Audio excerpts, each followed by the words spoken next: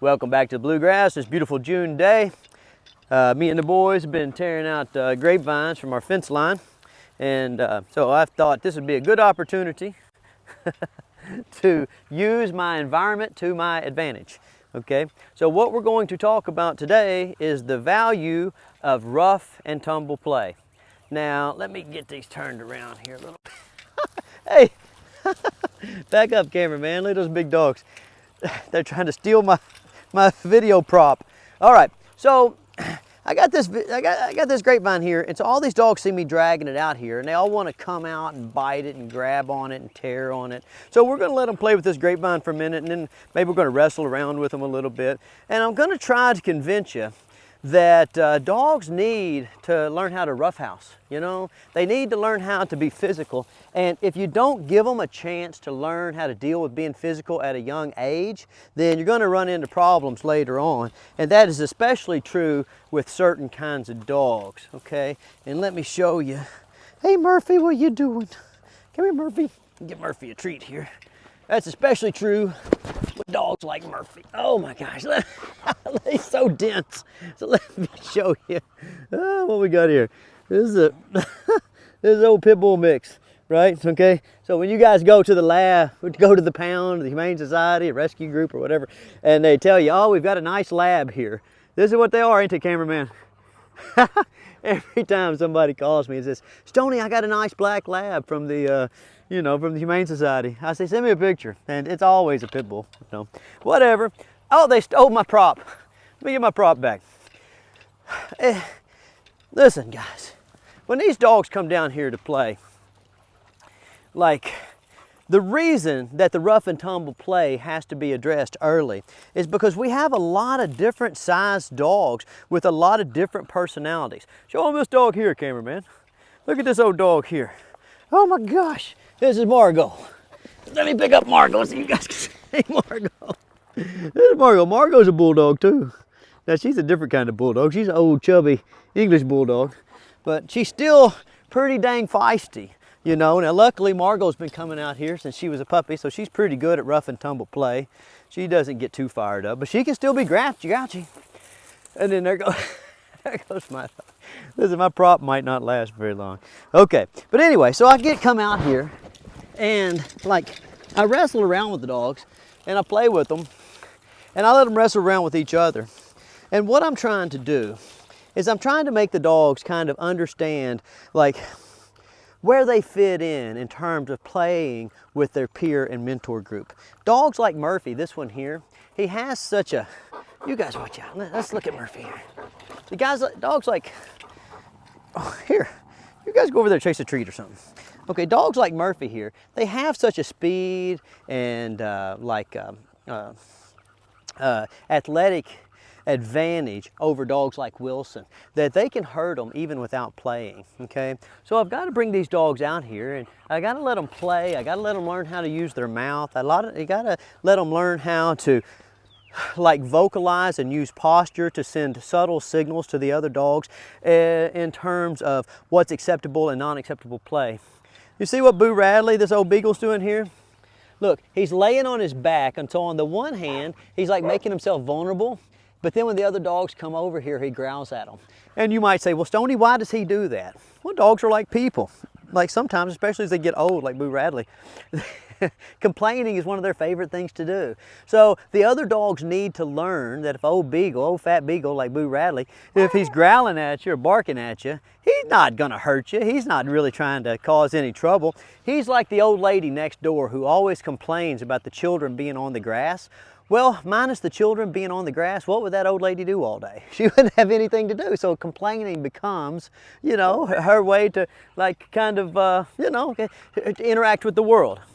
These dogs over here, they're wrestling and playing, okay? And like Murphy, he can wrestle and play all day because of all that pit bull in him. And these labs, they like to wrestle and play too, and they're very oral. But Murphy is so much more physical than them that sometimes, like, he can take an advantageous position and he can play it well past like the point at which the other dogs don't want to play anymore. And so if you'll notice what Murphy is doing is he is deliberately laying on his back in an open and defenseless position to encourage this lab to come play with them. Now when Murphy first got here, he was always on top. But what happens during the course of rough and tumble play is the puppies that are the stronger puppies, the more athletic, the more aggressive by nature, they learn that if they don't let their peers win some of the time, then their peers won't interact with them, okay? And so this is a perfect example of that in action. I've got 2 yellow labs, and when they first got here, Murphy would just wrestle both of them to death, and they would just be laid over here like this, you know, and he would still be wallering them and engaging in mock combat with them, grabbing them by their neck, you know. But then they started to see Murphy coming, and they would get up and they would go hide. And so Murphy was like, hey guys, why aren't y'all gonna play with me? And after a while, he started to realize that they wouldn't play with him because he's just too dang tough and you know, he wouldn't give them a chance to win, okay? And so he started giving them a chance to win. Now, here is the thing, like Murphy's kind of competitive, so like he's only gonna lay on his back some of the time. So watch, he's gonna, you know, he laid on his back and he let these guys kind of waller him around a little bit. And so now he's like, okay, it's my turn to be on top. And so he'll do this for a little while. Let's lay down here with him so you can see what's going on. You see him taking his mouth and putting it on their neck. That's all mock battle. And dogs do this for a couple of reasons. Number one, you know, it's just a way to convey like, you know, social ties, right, to facilitate social ties. But number two, it does train them how to, you know, defend themselves when they're later, okay? So this kind of mock aggression, but they have to have an outlet for it. That's where bite inhibition is developed, and it's where the idea of your adversary has had enough is developed, right? So they'll lay like this, and then look at my dog. He wants to play with me, so I'll let him play. Now look, watch this, look at No Name. See how he's biting me? You see? And all he's trying to do here is he's just trying to get my attention. He's doing the same things to me that Murphy's doing. Okay, now watch, I'm going to interject myself with Murphy over here for a second. Oh, if I can get No Name off of me. Oh, that's it. Hey, No Name, you go this way. Look, you go that way. Okay, now, so Murphy's come over here and he went right to Portly's stick. And you notice how Portly didn't make a big deal out of the stick. And when Murphy got the stick, he turned upside down like, hey guys, look, I'm not a threat, come play with me. And he'll play like this for a little while, and then in a second, he'll probably get up and he'll get back on top. And this give and take that's developed during the course of rough and tumble play in these pre-adolescent dogs, this is what gives them the tools to deal with conflict and during adolescence and the post-adolescent phase, right? And it's good with it's good to let them do that with other dogs, and it's also good to come engage in rough and tumble play with people, you know, and this is where I see a lot of problems is people are just not comfortable, you know, getting down here and wrestling and playing with the dogs, okay? But trust me, guys, the dogs aren't fragile. You're not gonna hurt them, number one. And you know, dogs aren't really, on the average, naturally predisposed to be aggressive with people. So you're not gonna cause the dog by wrestling and playing with them to be aggressive later on with people. Okay, you're doing the exact opposite. You're teaching the dog how to be physical at varying levels of intensity based on their partner's preferences. So I'll let George come in. He's a young fella. So George, you go over there and run around here with these dogs, and then so like you can be on top sometimes. That's just far enough. Stay in the frame here. Okay, so George is going to run around. He's going to play a little chase with them, and then he's going to get them. Get one, Georgie, and wrestle it down, and you be on top. So George is going to get on top of Wilson. Good. And then George is going to kind of fall over, and he's going to let the dogs get on top of him. And then he's going to flip the script again, grab a different dog. Grab that big dog there, George. Otis. That big fat Otis. There we go. Otis is at fat camp. His owners brought him down here. We thought he was like 2 years old. He's 8 months old. Uh-oh. Now guys, that right there is the dog business. Dogs come over and attack the cameraman's camera all the time. Very nice. We're doing the same thing with the dogs that the dogs were doing with each other. Okay, Georgie, now get up and run away and then come back to that same spot. Oh, come get your whistle, Georgie. What? Get your whistle. There you go. And then run away. So now we've got chase games. Now, okay, for a second, cameraman, come over here and look at this action.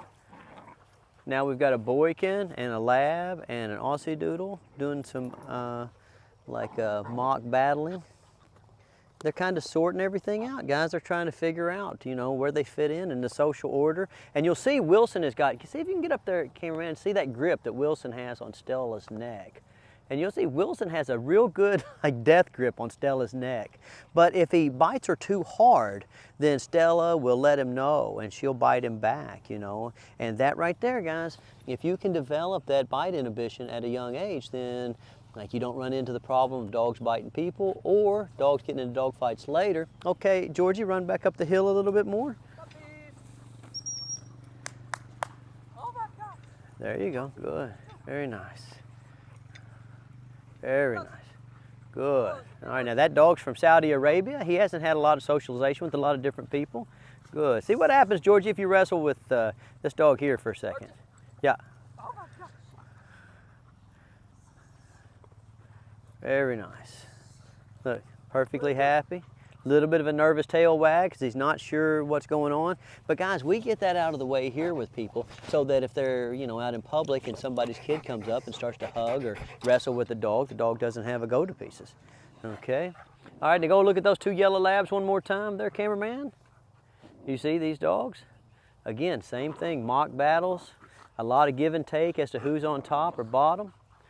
Very nice. Now back up and get the boykin and Aussie doodle. And then go over there and look at No Name and Murphy with the stick. Good. And see, guys, right here, watch. Get up there close. Get up there close, cameraman. You see? Oh, that's Portly and Murphy. And what's going on there is they've got a stick and they're like competing for it, but they're not competing for it in such a way that's going to cause any kind of real violence. Because if one of them gets mad, then the next time they come out here, the other one's not going to want to play. You know, and that's really the key. All right, go back over there and let's wrap up with George running up the hill a little bit. And call him, Georgie. And then run right back down here and then get down on the ground and just wrestle them all.